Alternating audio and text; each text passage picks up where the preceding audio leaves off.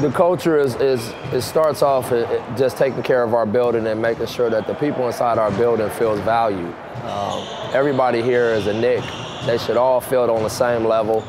And my goal is to make sure from the janitor to our best player that everyone feels valued. Respect is a big part of what we do. We're a team of service. We're always trying to grow. We're always keeping an open mind on how we can get better. And we're a building full of competitors. And if you're not a competitor, you probably won't be in this building. We are in the Mecca of basketball. And the Garden is one of the most historic buildings in the NBA. Our organization is one of the most historic organizations in the NBA, period.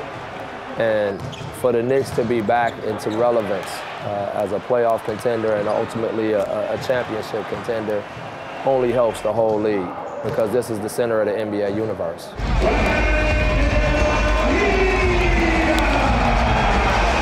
Young guys need to know their history. They need to know who came before them, who laid down the bricks so that they have what they have.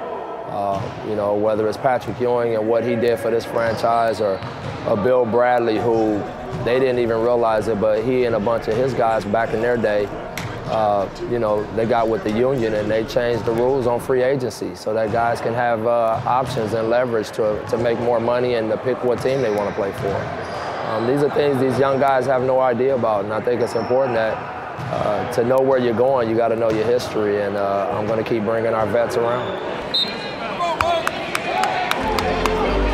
Well, no championship team takes place without role players, without guys that do the little things, take charges, get deflections, that sets that proper screen when you need it, to dive on that ball for a loose ball for a win, to tip out an offensive rebound when you need it. Those are the guys that end up becoming the glue of your team. We know who the superstars are. We know what they do. It's always filling up the stat sheet.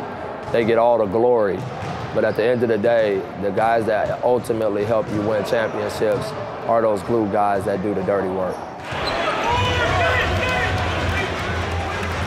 I just learned that this league is not going to give you anything easy. And for our young guys to have to go through some really tough losses early can only help us get more mentally tough, to have more fortitude down the stretch, to trust each other more. But you got to go through hard stuff to become great. And I think these guys understand it. They've embraced that challenge. They come back in every day after a tough loss, and they bounce right back and get to work. And that's the kind of team that can learn from it and grow from it.